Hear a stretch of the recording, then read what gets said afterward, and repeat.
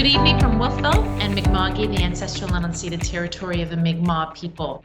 And once I acknowledge the land that we're on, I always like to try to make some connection to the event that we're about to participate in. And certainly drawing lines between the Indigenous culture and music is not a difficult thing to do. Certainly any of the experiences that I have had, thankfully, and had the privilege to participate in and attend with Mi'kmaq people and their music is absolutely stunning to me. Mi'kmaq music, as well as dance and the color and the life and the storytelling in their music. So acknowledge that piece of the puzzle and piece of the story as we enter into this conversation this evening. My name is Oonagh Proudfoot and my pronouns are she, her, and I'm the Executive Director of Alumni Affairs and the Office of Advancement at Acadia. It is a pleasure to be here with you this evening, and I'm joined by three panelists who will be sharing their individual passions for music, their experiences as musicians, and what they've been doing post-graduation from Acadia's School of Music program. So this evening with us, as you will see on your screens, are, in no particular order, Sarah Pound from the class of 2008. Sarah is a singer, songwriter, performer, recording artist, and Canadian accredited music therapist. Sarah has 2 solo studio albums, 1 live recording, and appears on several other compilation records. She has composed for the Annapolis Valley Honor Choir, been a guest on East Coast Music Unplugged television series, and was recently invited to present through the Canadian Network for Imagination and Creativity at the UNESCO World Creativity Virtual Conference in 2022. Sarah has brought her solo act to music festivals such as the Stan Rogers Folk Festival, Lunenburg Folk Festival, and Deep Roots Music Festival. She sings and plays the acoustic guitar and keyboard in the Sundries, a country Americana band, and she also performs in a Tom Waits tribute project. That I didn't know, Sarah. She formerly sang in a 15-piece Motown dance band, Bluesmobile, and spent a season performing with the Big Valley Swing Orchestra, which particularly shone at the Halifax Jazz Festival.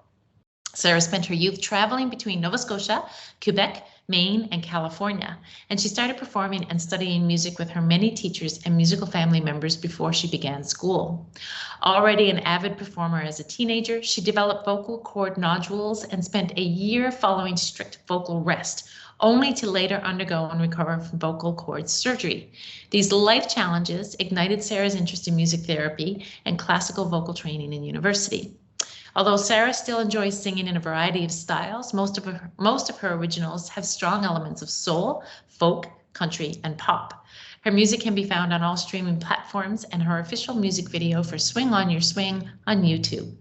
Sarah continues to stay connected to the Women of Wolfville Theatre Troupe, which recently celebrated 20 years of productions and community involvement. And she's a big believer in grassroots community-centered initiatives that foster creativity, collaboration, and wellness. Sarah is also a registered yoga teacher and brings weekly music and movement programs to several Annapolis Valley community halls and studio spaces, not to mention her new online offerings through Yoga with Sarah. Thank you for joining us, Sarah. Greg Harrison, also from 2008. Gregory Harrison is an ECMA award-winning and Dora-nominated composer and performer based in Toronto, currently. He has been described as a percussion and electronics wizard by Bob Boylan, NPR Music, and thrives on exploring the space between organic and electronic mediums. His extensive resume spans artists and groups including Jeremy Ducher, Cirque du Soleil, Video Games Live, Toronto Dance Theatre, R. Murray Schafer, and Fred Penner. He has performed extensively internationally at notable venues such as Macy Hall, NPR Tiny Desk Concerts, the Junos, and the Kennedy Center. In recent years, Harrison's commissions have been coveted by Acadia Dance, Port Art Danza, I hope I did okay on that one, Toronto Dance Theatre, Human Body Expression, Architect Percussion, Fifth Wind Quintet, CCDT, Dr. Morris Palter, University of Arizona, Popular Demand Pictures Incorporated, New Brunswick Tourism, and Division 85 Films. He is also co-founder of his groups Mir and Tactus Marimba Duo. Thank you for joining us, Greg. And as I say, I hope I did okay on the pronunciations there. And last, but certainly not least, 2-time graduate, Amy Cameron from the class of 2020, recent grad, and 2022, again, recent grad. Amy is a 25-year-old music teacher in the Annapolis Valley. Originally from Cape Breton, Amy moved to Wolfville in 2016 to begin her academic journey in music and has resided in Wolfville ever since.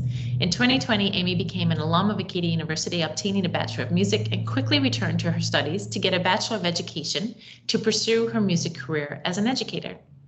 Amy has been involved in several musical opportunities outside of her teaching career, such as the Acadia University Wind Ensemble, volunteering and working as a clinician for a variety of youth bands across Nova Scotia, as well as various theatre productions. Her passion for child development led her to be heavily involved in community organizations, such as Acadia University's Sensory Motor Instructional Leadership Experience, known to many as SMILE program, and the nonprofit organization Autism Nova Scotia. In 2021, she published her first article in the Canadian Winds Academic Journal for her research on music education in a post-pandemic world. This year, Amy began her professional career teaching music at Aldershot Elementary School in Kentville and has been loving every minute of being an elementary music educator. So thank you for joining us, Amy. Wow. What an intro for all three of you, and incredibly insightful to me.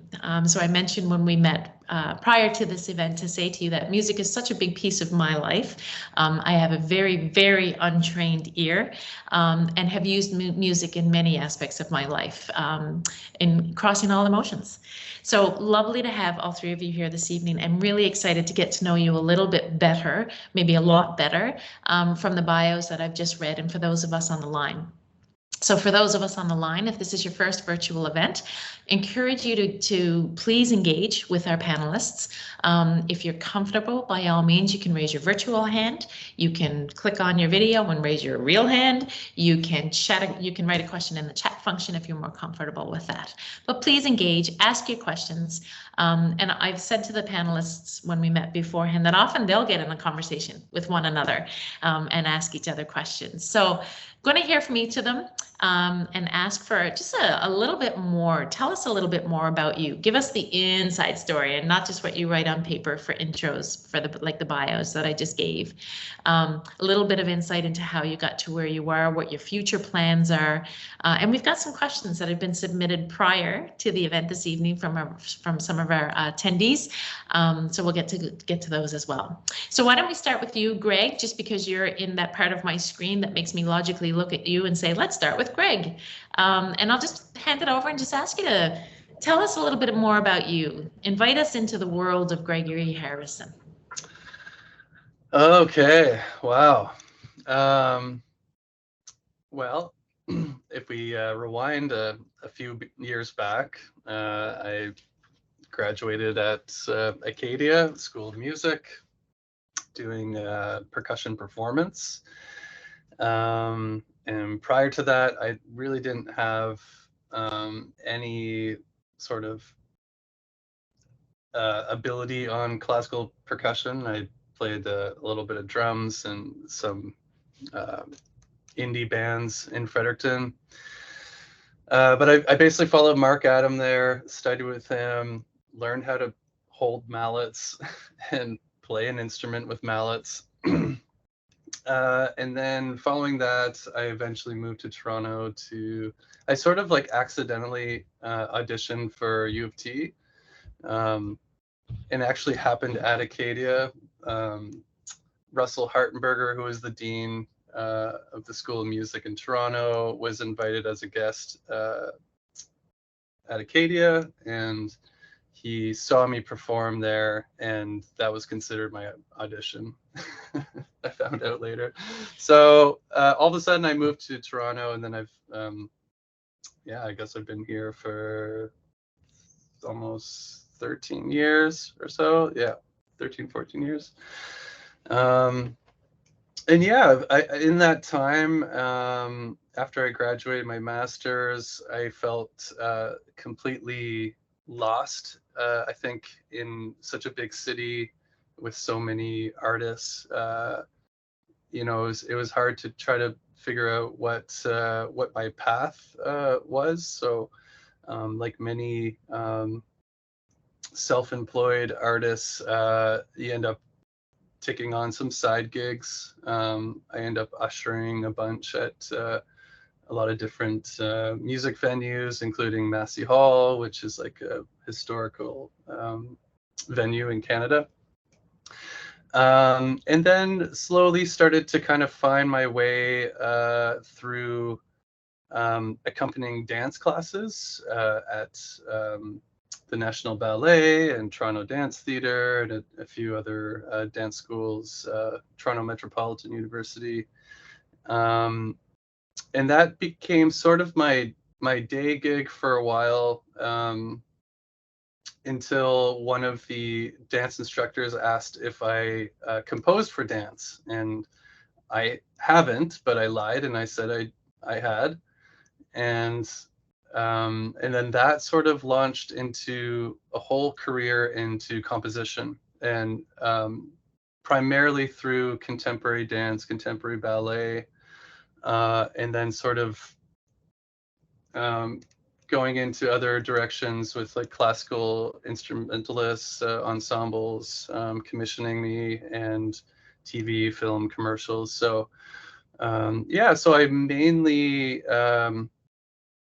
compose, I would say, in the past 5-6 years, but the other half is performing with various groups. As you said earlier, I was on the road with Jeremy Dutcher for several years, and just kind of like being a side musician for various artists and running a few of my own bands and projects. So great, great additional information, and I have all kinds of questions. But one of the things that keeps crossing my mind as you're speaking is the space behind you. And if we have time, I want to know more about that space. I want to know more about where you are and what that looks like. But I also sort of feel like I need to jump on and say, for anybody listening online, please understand that we are not condoning lying. But if it gets you further in your career, maybe.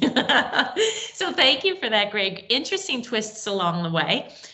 May pick your brain a little bit more on sort of that choice to stay in Toronto. Obviously, the choice to go to Toronto was sort of made for you. I love it when you say you accidentally auditioned. I'm like, did you slip on a banana peel? Like, what does that look like? So great info. And certainly want to, as I say, hear more about what all those details look like. Again, from somebody who really has no understanding of that side of music. So let's go to you next, Amy, if you're ready. Yes, so I grew up in Cape Breton, Nova Scotia, which is very rich in music. So I grew up all around music and lots of different performers of all different types. And as I was young, I always took private lessons on piano. I had a wonderful music teacher from I probably started when I was around 6 years old. So lots and lots of piano as a young person. And then I was lucky enough to grow up very close to the Savoy Theatre, which is in Glace Bay, Nova Scotia, where I'm from, and they put on amazing community theater. So I was able to be involved in a lot of junior productions as a young person. And through my high school experience, we had a wonderful band program. So I was always very inspired when I was very young with concert band and being able to perform in a jazz band and to just be able to be involved in the community with music. So that definitely kind of started my passion for music. And then I wanted to continue. So I came to Acadia, and I was kind of pretty sure right away that I wanted to do the music education route. And I was introduced to so many wonderful instructors, and I was able to have the opportunity to actually take saxophone was my primary instrument. I did a little bit of saxophone through high school. That was my concert band instrument. And I took private lessons from a wonderful woman who lives in Waterford in Cape Breton.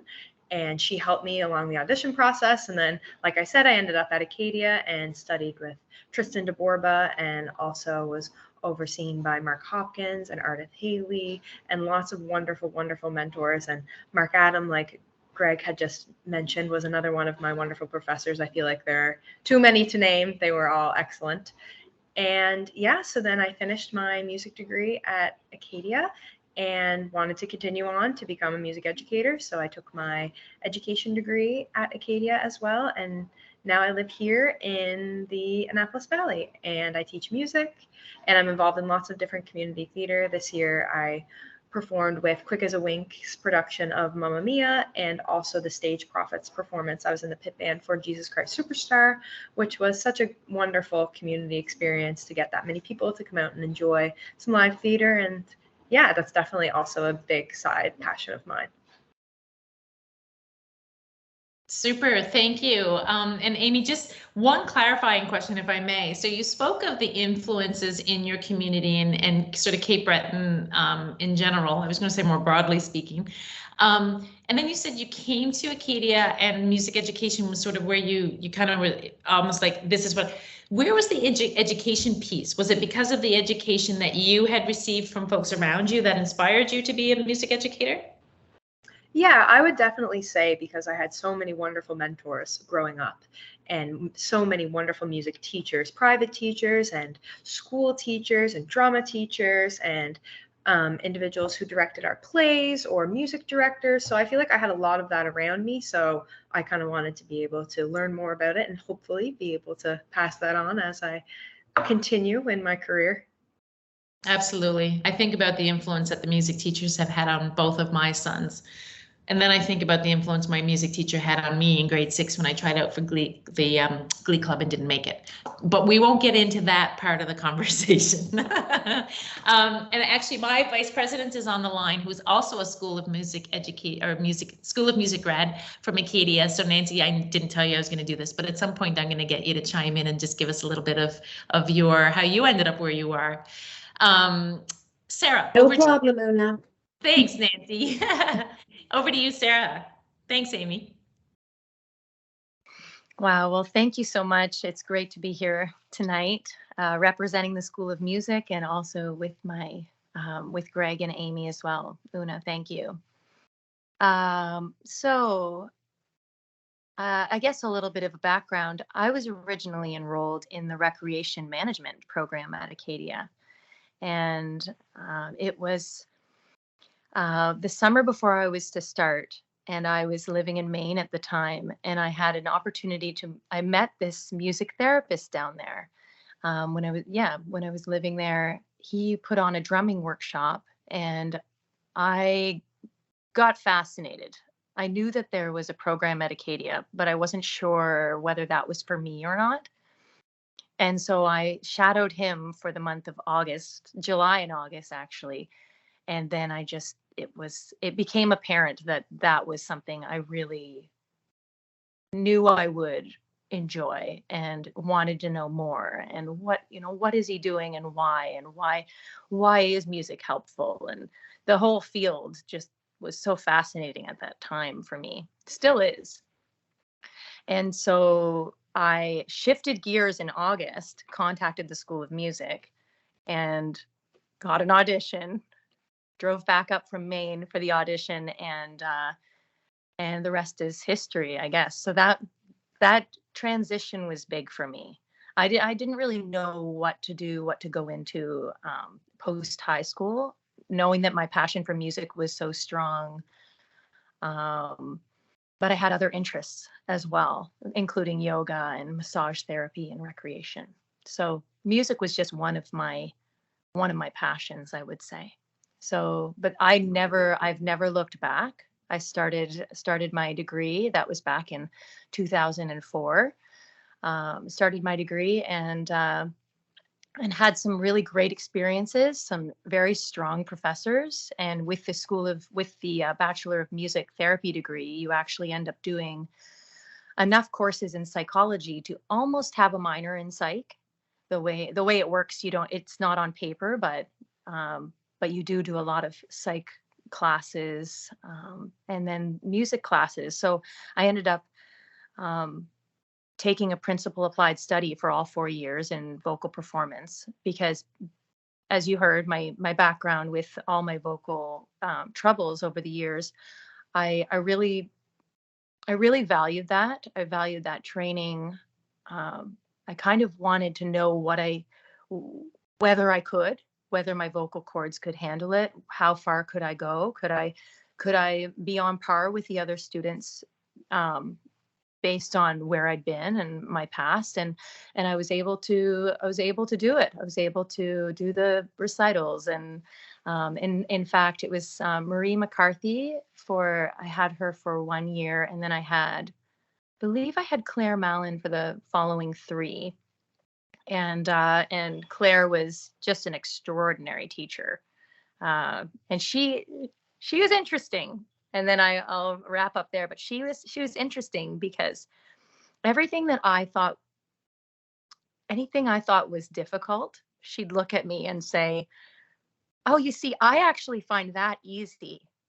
So she just flipped everything around, and I ended up learning things that just because she thought I could and knew I could. So the power, again, Amy, the power of teaching, the power of having teachers kind of nurture you along the way.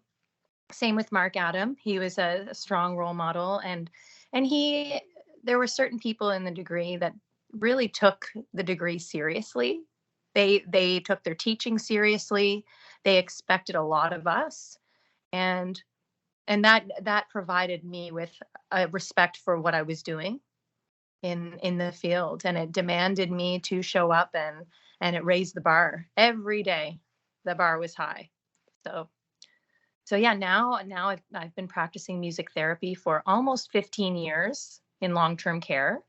And currently I'm doing more home visits since COVID, and music lessons. So it's shifted gears. For some people, it's more vocal coaching, like classical or traditional vocal coaching. I teach all different styles. But for some people who come to the studio, it's actually more about expression, not about performing, but it's more about finding their voice, finding their own passion and nurturing their own passion for music. And it's so easy to oversimplify any of this. So I'm reluctant. It's difficult to find words at times, but yeah, it's been a joy to create a space for folks to explore their voices and grow in that way. So yeah, just a little bit from me to give you an idea where I'm at. I appreciate you saying, it's easy to oversimplify it, but the passion comes through in your voice, Sarah. Like just listening to you, I'm inspired by what it is that you do, and the different ways in which you do it. So again, after all 3 of you, I had so many questions about, and I think I've got the question that I'm going to start with each of you, but I'll press pause for a moment because I called out Vice President Advancement Nancy Handrigan, who is a School of Music grad as well. And actually, while I was saying that, I was remembering that Victoria, who's on the call with us and is back end orchestrating this back end, she also worked in the School of Music. So there's commonalities right here in this fun group of people. So Nancy, just a quick hello from you, if you don't mind, to just let us know whatever you're willing to share with us about graduating from the School of Music when, and what you're doing now, being music related or not, in your professional and personal life. Well, isn't that fun? Thanks for the warning that you were going to call me out. Oonagh knows that I try to come to all of our events, and sometimes I'm walking my dog. I've actually got one right here next to me. Haven't yet changed out of my work clothes to get to my walk, so it works out tonight. Sometimes I chime in and I don't put my my face, but anyway, nice to see you all, and thank you so much for sharing your time with us tonight and all of the wonderful things you're telling us. Yes, I too am a music grad from the class of 1992. I actually came to Acadia specifically for a violin professor from Newfoundland, and the Orford String Quartet recommended the professor who was at Acadia at the time in violin for me, because they would come to Newfoundland and do master classes. And I said, look, I want to go to university to study violin, but I don't want to stay here, because I knew the violin professor really well and didn't want to study with him at Memorial. And so I auditioned at Acadia, and it all worked out. So it was great. So violin performance was my thing.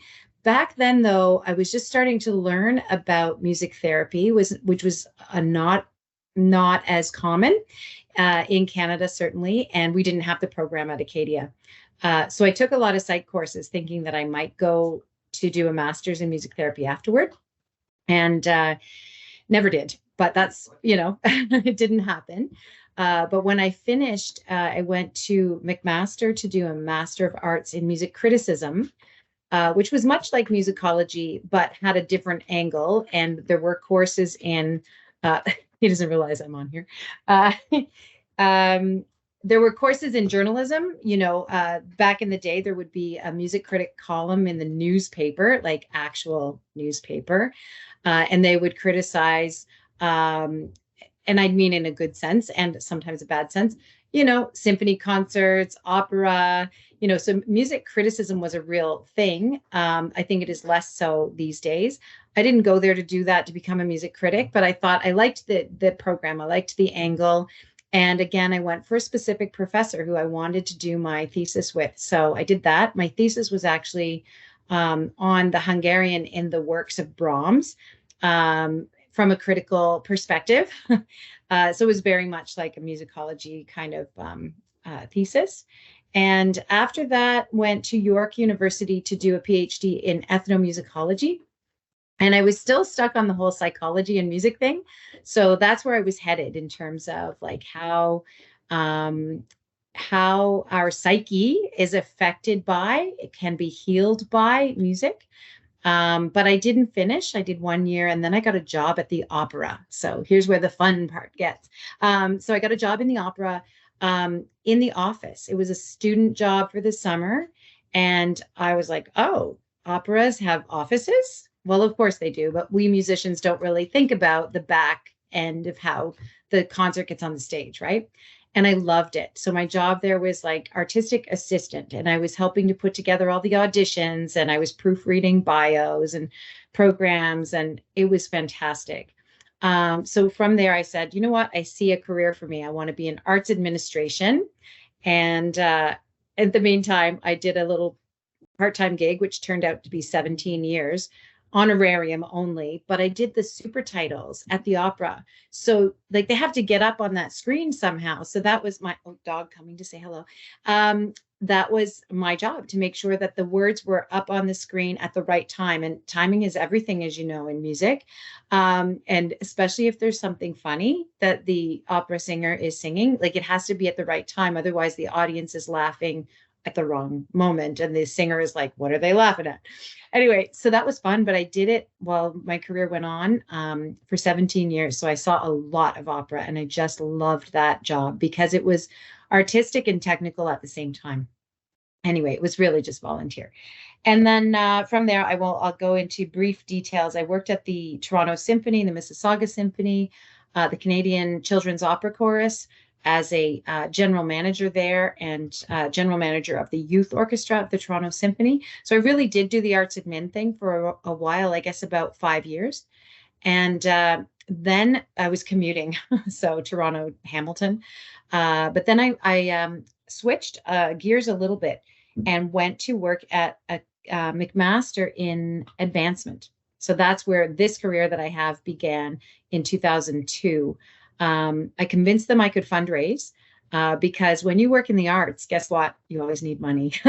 So I got a job at McMaster in the Faculty of Humanities. So I still have a little bit of the arts there, but it was alumni relations and fundraising. And there began the career that got me to where I am now, which is Vice President Advancement at Acadia, our alma mater.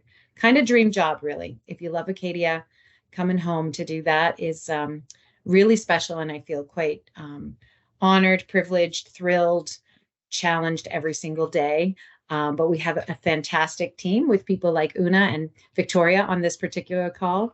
And we love the work that we do with alumni. So I hope I didn't go on too long, Oonagh, but that's kind of my story. Oh, I should say what I'm doing now. So I forgot one really big piece. I did actually play professionally for years, but really as a church musician. So I was music director for about 20 years at 2 different churches, mostly one through that time, which again, I loved because I grew up in the church. I never left the church. It was so natural for me to do that. And so I was playing the organ and piano and conducting the choir. And I gave that up when I moved back to Nova Scotia, just because 2 jobs is a lot. But I still sing in my church choir here. And from time to time, I play violin or I cover on the organ or the piano. And next Sunday, I get to play at the reunion that we're hosting at Acadia in the chapel. Reverend Lewis asked if I would play my violin next week. So I still get to play a little bit. I'm not as good as I was back in the day. Thank you for that, Nancy. And I was going to say that if anyone was interested, that they would hear both your voice and your violin on Sunday of this week for the summer reunion. So the question that I'm thinking about, or was thinking about, and definitely want to ask you, is for you to tell me what a typical day looks like for you. So I can start to piece together, having heard from the three of you, what you're doing now. And I'm creating something in my head. So now I kind of want to know if what I'm creating in my head is even remotely accurate. So give some thought to, if you were, given an elevator pitch of what your day looks like, a typical day, what would you say? And I'm going to wait and see who turns their mute off first to see who's going to step in. Oh, come on. Sure, I can go.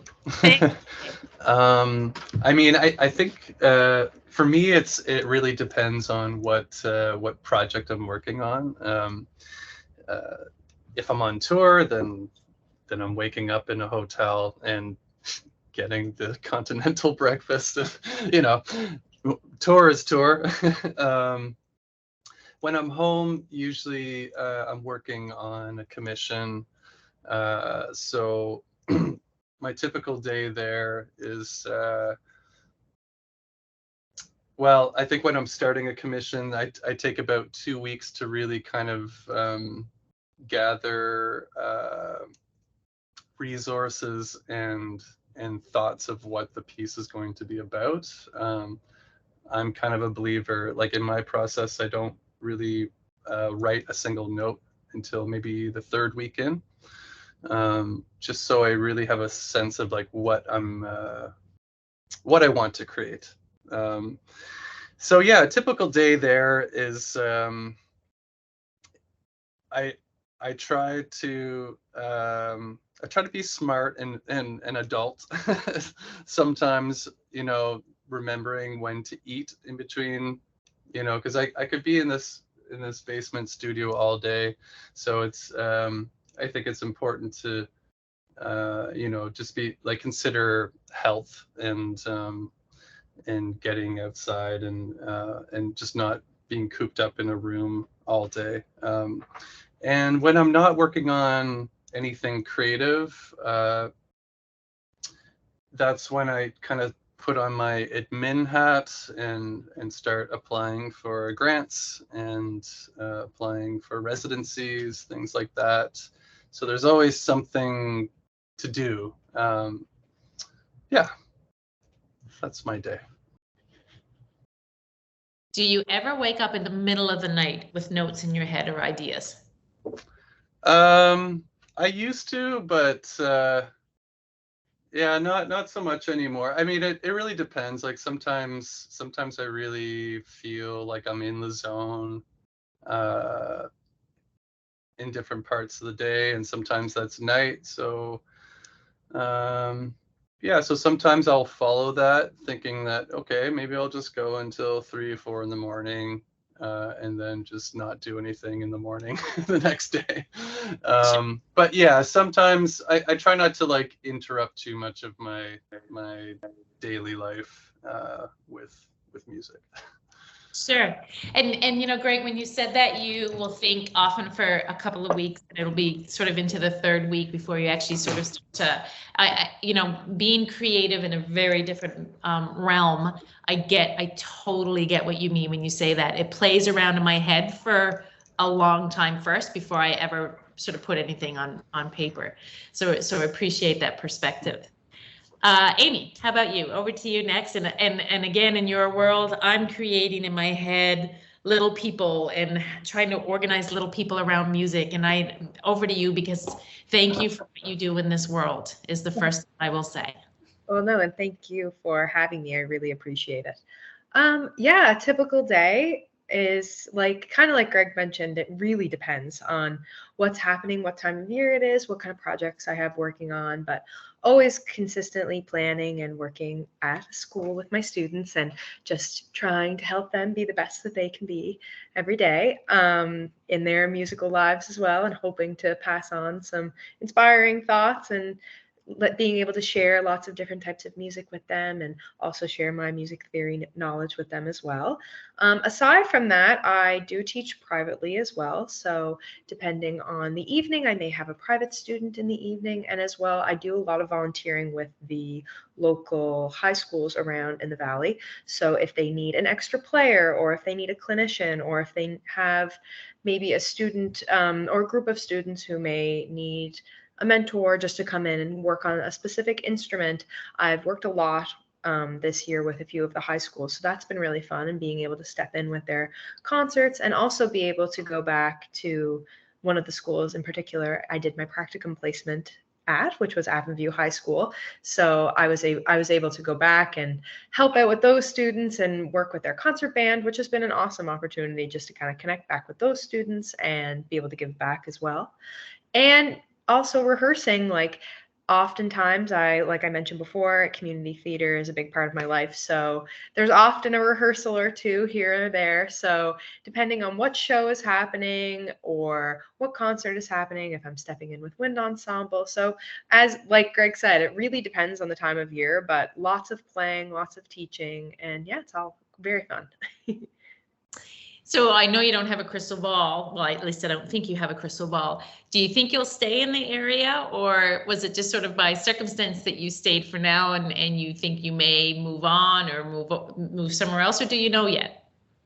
I absolutely adore the Valley. I think it's very beautiful, and the people are kind, and I've really, really enjoyed my time here. I'm going on my 8th year of living here. It will be next year. So I would love to stay around, but you never know what's going to happen in the future. So we'll see. But as of right now, I'm very happy with where I am. Awesome. Well, we're certainly happy to have you in our community. And I always say to my sons, you never know what you know until you know it. So there you go. Nobody knows what tomorrow holds. And you mentioned rehearsals. And when you said that, I immediately went to a time and place in my life when Sarah and I were doing some rehearsals together, actually, with the women of Wolfville. So some fond memories there, Sarah, for sure. So over to you in terms of a typical day. You've got a few extra variables thrown in there as well, but what does a typical day look like for you? So up at the crack of dawn, I have 2 daughters. They're 6 and 10. So we get up and get them lunches, all the typical things, lunches, breakfast, in the car and out the door, so they can go to school. And then I return home, and I really try to keep my first hour and a half open in the morning so that I can put the coffee on and I can get to my emails. Because at any given time, like these other 2, like anybody in the arts, usually you're juggling a good number of things at any given time. And I'm my own manager at this point as well. So I'm my own secretary, I'm my own manager. And so I'm taking gigs all the time. So I'm looking ahead to see what's this week, what's next week, who do I need to reach out to at any given moment. So always networking. And then thinking about the day at hand. So once I've dealt with my emails and getting everything squared away for the next couple of weeks, week or two, I have a good look at my day, and then the next day, and who do I have for students? Where are they at? What songs are they coming in with? Do I have all my gear brought in from the night before so that I have it all set up in my studio and ready to go for them? Mics, iPad, the classic things, music stand. And then I teach usually until lunchtime. And then I might go teach a yoga class at a local community hall or a local spa, and then back to teaching. So back into the studio. And then probably about, it's hard to say, because some weeks I have 2 or 3 performances, and then other weeks I don't have any. So, but if I have a performance, I need to factor in sound check, setup, sound check. So what's been arranged ahead of time? What do I need for that performance? What do I need to have in the car? And I even came up with a little song this summer, because there's a long list of things you need to have with you, and you don't want to forget anything at home. And you certainly do not want to wear used vintage heels if you don't have an extra pair in your car, because I've broken a heel in transit. So anyway, what was it? I've got my mic, I've got my clip, I've got my iPad. Shit, I got my hat, I got my shoes. All the things. I got my keys and my guitar, and I've got the chords, and all of the things. Wish I could remember that. I would recite it word for word if it was coming back to me, but yeah, so just kind of gearing up for that, and then usually set up, sound check, something to eat, like Greg said. You got to eat something, and then it's into the show. It's that is self-explanatory, and tear down, and usually it's quite a late night by the time you get home. Yeah. I can only, well, you know what? I can't even imagine. I was going to say, I can only imagine what that looks like. No, I don't really actually have the ability to imagine what that day looks like. And the only, sort of experience I have is the father of my children played in a band. So I would help with the equipment. So, he had a group of people, he had the band and a group of people helping. So some of what you're saying and some of what you're doing, or a lot of what you're doing on your own, I'm going, can't even fathom it. So I thought about all kinds of things while you were all speaking. And one of the things that I thought about, and this is maybe directed more so to Sarah and Greg, is, does location really determine the amount of work and opportunities that are afforded to you? And did that change when we went to a virtual world? So was it sort of like location prior, and now it's not as important, or was it? What does that look like? Yeah, that's a great question, and I'm still trying to figure that out, I think. I think when the pandemic hit and everything went virtual, I think it just sort of it changed some things, I think, for some musicians, realizing that they don't really need to be in a particular place. Of course, like with touring and stuff, you can really be anywhere before hopping on a tour. There's this one band that I'm currently playing with that we tour about two and a half months out of the year, and we all live in different locations now, and it totally works. It's not like getting together every Monday for a jam. It's you treat it like a job, and so we kind of figured that out. And practice, right? Like if you are in different places, how do you get together for a jam? I think we just have to kind of restructure how that works. Of course, it's not a weekly thing, so maybe we would get together for a week or two before setting sail on tour, something like that. Because I think things are a little bit different now, and with composition stuff, I used to think that I had to be in this place in order for that to happen, but I was just as busy during the pandemic than I was pre-pandemic, and it was all from my basement. Like, I was like, oh, and I moved back to New Brunswick for a summer in 2021, and I was like, wow, I think I can be anywhere and still be okay. So I think my perception of it has changed, and I'm still not fully convinced, but I think it seems to be the way things are going for a lot of people in a lot of disciplines and occupations. So yeah. Okay, thanks. And Sarah, what about you? What's location? Like what are the effects on it for you? Well, initially, I haven't, initially I missed I'm such an in-person kind of person, in terms of my playing. I rely a lot on gigs, like in-person gigs. And so for me to step into the virtual world, I needed different gear. I needed to expand the way that I record and think about things a bit differently. And to be honest, I'm still doing that. Like it's been an opportunity. I know that some people have really stepped into that space. And for me, I guess personally, I've been in a bit of a writing phase at the moment. So I could definitely see myself utilizing more online platforms and that sort of thing. But I haven't really dived into that yet. I do find that the world of live gigging, at least here in the Annapolis Valley in Nova Scotia, it's definitely picked up again. And so for me, it's a very much a summertime. We thrive in the summer here. Your indoor gigs and theater shows and stuff all happen through the year, but I stay the busiest through my June through the end of September. And so that is definitely amazing to have that back up and going again. And even through the pandemic, I had a few opportunities to my slogan was keep the music alive.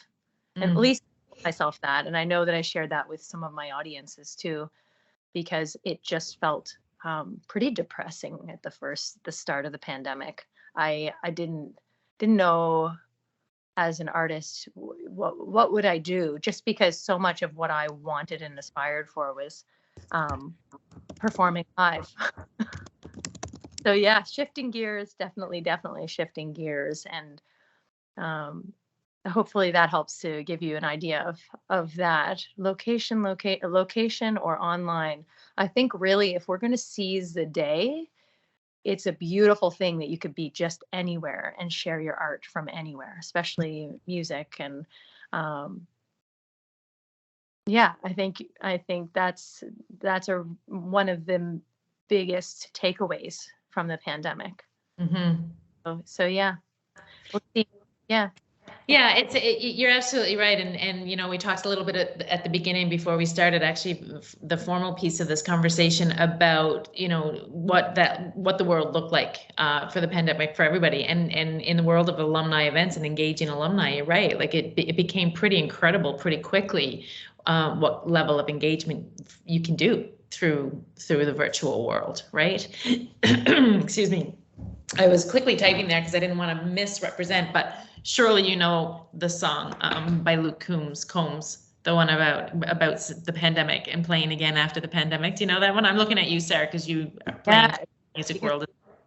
I actually don't know that song, Oonagh, so I'll have to check it out. Yeah, okay. No. I'll send it to you. It's got a real nice sort of warm feel to it. So talk a little bit about the pandemic in the sense of location and whether or not virtual versus location. Amy, I'm looking to you because you were at a very different place or stage and age and stage when the pandemic hit. So first of all, you didn't cross the stage. So we hope that you will join us in 2025 when we are providing a convocation for our 2020 grads to cross the stage. So what did that look like for you? You would have been beginning your BEd, I guess, and must have done that completely virtually. So what did that look like? Yeah, so it was definitely a very different end to my undergrad, and I absolutely loved my music degree. I met some of the people I'm still the absolute closest with in my life through my music degree, and I'm super, super thankful for it. So for it to kind of end so abruptly was definitely a big kind of change. We were saying goodbyes definitely sooner than we thought, and people who I've grown very close to for 4 years. It was definitely hard for a lot of us to kind of say those goodbyes and go back to our hometowns and do our graduation virtually. But I do think it taught us all lots and lots of great things. Like Sarah and Greg were saying, like you do have to become adaptable, and really you can be anywhere to share that. And yeah, so I did start my BEd online. I did my first year completely virtual, which was definitely interesting because I had not done online learning before. Obviously, my high school was all in person and before the pandemic. And also, my music degree was completely in person until this had happened. I know some individuals do take online courses through their degree, but I was just not one of those people. Kind of like Sarah said, I'm definitely a in-person type of person that I definitely love that type of connection. So learning how to connect with new classmates and new professors through online learning was definitely very different, but I think it taught us all lots of different skill sets and how to connect on that different way, and perhaps maybe be a little bit more open when we're sharing, talking through the screen, and just learning how to communicate and connect on a different level, which I think moving forward, especially as a teacher, I think the technical skills that I've learned and being an online learner, who knows, maybe that will be something that a future student of mine may feel more comfortable with. So I'm glad that I've had the opportunity in a kind of roundabout way to be able to become adaptable to that situation that we were all in, to, learn how to, like I said, just become adaptable and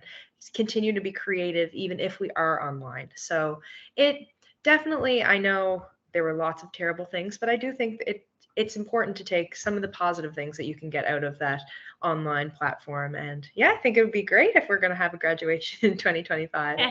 I was lucky enough to have my BED graduation be in person, but the online graduation that I did have in 2020 was also wonderful. It was very nice to be able to hear all of the speakers. And again, another kind of case of everyone being adaptable to the situation. Yeah, absolutely. I'll take it sort of one step further if I could, Amy. Coming from a music base, a music background, a music undergrad, and starting an education degree and being sort of thrown into that virtual world. I mean, a lot of things I imagine teachers think, okay, well, I can, if I've got a screen and I've got a group of people, I can teach math, or I can teach history, or I could teach geography. Were you thinking, how do I teach something so hands-on as music in this new world that we find ourselves that looks like Star Trek? It was definitely a different world, but I feel like because of the amazing music education courses that we were able to take in our undergrad, because within the 4-year degree, we had the choice if we wanted to kind of focus, if that was our plan to go the music education route. We got to kind of look at a lot of that during our undergrad before the education degree. And that was really one of the main reasons I wanted to come to Acadia, because I knew that they had that kind of specialization within your undergrad. So I really felt like I had a wonderful foundation going into my education degree. So I really do believe that that helped me a ton. And I was also very lucky that by the time my practicum placement came around, we were able to do our practicum placements in person. So everyone was social distanced and we had masks and lots of procedures that we did have to follow, but I was able to interact with both of my practicum groups in person. But I also got the chance to learn and present and, like you said, do my BED online. So within your BED, you're doing a lot of kind of mock teaching through your screen while we were online. So I feel like that also gave me an opportunity to be able to present my passion through online learning, as well as have my opportunity for my practicum placements to be in person. I was also involved still in my education degree with the Acadia University Wind Ensemble. During my undergrad, I was the TA for the group and I loved it. I loved every second of it, playing for it within my undergrad. And that got moved to online. So it was very interesting to be able to record our parts and submit them, and they were compiled together. So it was definitely like a whole different side of playing music that I got to experience, which I thought was wonderful. Like, it definitely had its challenges, absolutely. But now if I was ever to come across something like this again, it would be an opportunity, even if I had students far away or just a group of individuals, even Greg, Sarah, myself, for instance, if ever wanted to compile something, this is a great way. And it was a great tool to be able to learn. So I really try to take the positives out of all of the experience. So, yeah. I remember watching, and still do, some of these compilations that were pulled together during the pandemic that was done exactly as you've just said, Amy, or at least that's how I understood it to have been done. Pieces that were submitted and then put together. And I'm just watching it in complete awe, going, this is amazing how this can be done, right? and music, I've said it before and I'll say it again, was huge for me during the pandemic. I'm not typically a TV watcher, and I was living alone, no kids, no pets, no partner, and I just really relied on music. It was incredible to me what it did for me. So I try to avoid asking the same question of each panelist because I fear that answers will be too similar, and I'm worried about, attendees.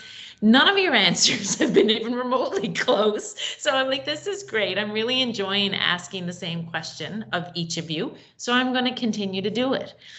A question that was submitted. Are there any standout moments in your career that have made you grateful for pursuing music? I would hope there's many, but a particular one that you kind of go, yep. Anyone? I'll go. Okay. I mean, it's hard to pinpoint one, but one that that continuously comes to mind was when I randomly got to perform with Fred Penner for his like Peter and the Wolf tour, and I remember getting this like what you call in the freelance world a cattle call email, which went out to pretty much every drummer in the city, and I just happened to be the first to reply. And yeah, it was just like this kind of out of body experience. Like apparently a little short back story of this is they were performing Peter and the Wolf without percussion for a while. I guess schools didn't really care for it because it was lacking percussion, which Go makes a lot figure. of sense. Yeah, go figure. So I do the show kind of last minute. I think we had like one quick rehearsal before did the show, and I was like, oh wow, I did it. Like, my idol my idol when I was like 3 to 7 or whatever, right? And then he takes out his guitar and he's like starting to do some other songs, and I was like, I thought this was done. I thought the show was over, and he's like playing his hits, and he comes up to me and he's like, hey, new guy, do you know The Cat Came Back? And I was just like, friggin' right, I do. It's like in my psyche. So it was just one of those moments where he's like, great, 1, 2, 3, 4, and then I'm just like looking at my hands playing The Cat Came Back with Fred Penner, and I'm just like, I think I made it. Like, I think this is the pinnacle. If it all goes downhill from here, like, I shared the stage with Fred Penner, and I got to play his hits. That's so great. And I'm not sure which part I enjoyed the most of that story. Hey, new guy. Or, yup, and just, Yeah, he didn't know my name right away, so, it was all pretty awesome. quick, but. That's so great. Thank you for sharing that, Greg. Sarah, you're on mute. And either Amy or Sarah, who's next on sharing up one of those standout moments? I'll hop on. It's definitely hard to choose. For me, one would be with one of my music therapy clients about 7 or 8 years ago. And most of us on this call have probably thought about or witnessed the benefits of music with folks who have dementia. And this is that case where this particular woman wasn't really talking a whole lot anymore, but she made really good eye contact. She was aware of her room, and I wondered how to connect with her. And she happened to be in her bed this one day, and I went in with my guitar and I sat on the windowsill, and I just started singing, and it was just the two of us, and then she's looking at me, and all of a sudden she just started singing along with me, and every word, and I just wish I could remember which song, because I just kept going. I just was like, okay, well, there's that song, then what about this song? And it was probably about 3 songs in, and she's still singing with me. And this was a common experience. So this part of my music therapy work is not that uncommon, but it's the fact that with her, I hadn't had that connection. And then I just had to stop and say something. And she and I teared up together. And I just said, I said, look at you. And I said her name, and I said, how does that feel? And she just had tears in her eyes. And then we kind of kept going. We kept going with it. I got up and I looked, and I couldn't find any nurses anywhere. There was nobody. Like, it was like we were the only people in the building. So there weren't any other witnesses, but I'll never, ever, ever forget that moment. Yeah. That's pretty incredible. Pretty incredible. Thank you, Sarah, for sharing. You're welcome. Amy. Like both of them have said, it's so hard to choose. And I feel like I've been incredibly lucky the last few years to have so many opportunities, but I'm one that's sticking out to me in particular actually happened in my undergrad.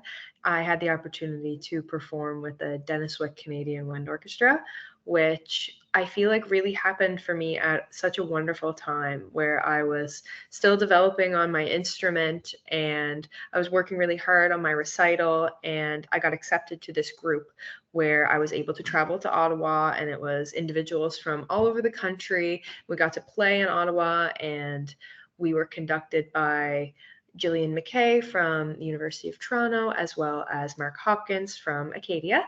And there were lots of other mentors and lots of young aspiring conductors. And me as a younger player, I was looking at them so inspired to be able to conduct hopefully someday and learn from them and their words. And I really felt like that was able to break me through my shell a little bit with my playing, which then segued, I feel like, into so many wonderful things that I've been able to do since then.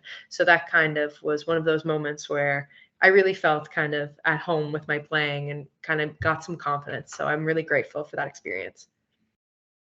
That's incredible. There's so many aspects to that sort of ring true to me, and I'm sure everyone else on the line, no matter what we've chosen to do in our careers, and those impacts and those influential moments when you sort of take that step forward in confidence and sort of settling into that world that you've placed yourself in and or been placed in by some greater force. Thank you for sharing that, Amy.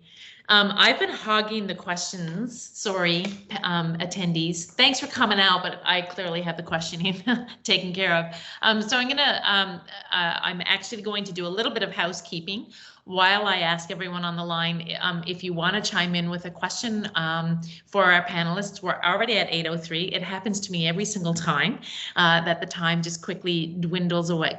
Quickly dwindles sounds oxymoronic. Quickly disappears. So I'll ask folks on the line if you have a question to think about that.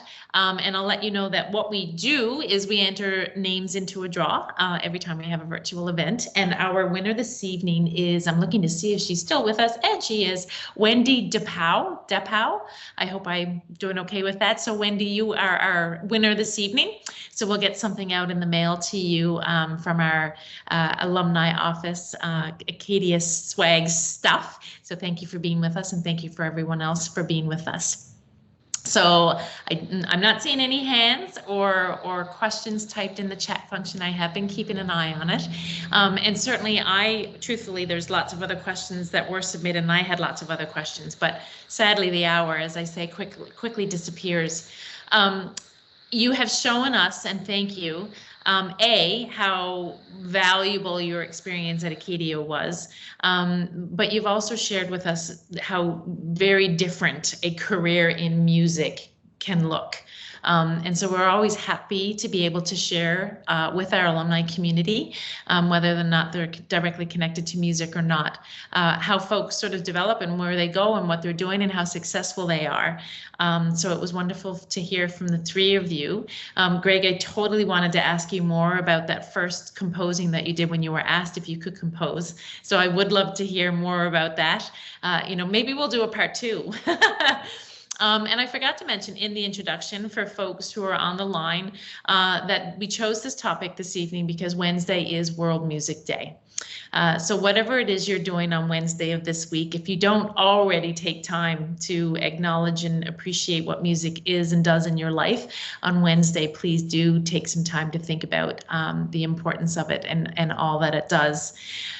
So thank you, Sarah. Thank you, Amy. Thank you, Greg, for being with us this evening. We've got a little something that we'll get out in the mail to you as well as thanks for joining us. And hopefully we can lean on you again in future for a similar event, or hopefully when we're in Toronto, for example, Greg, we'll see you at our next event if you're still there. Yeah, other than that, have a great summer and enjoy everything that you have ahead of you because you all sound incredibly busy. I'm just going to pause for a second because I see somebody typing in the chat function in case there's a question there.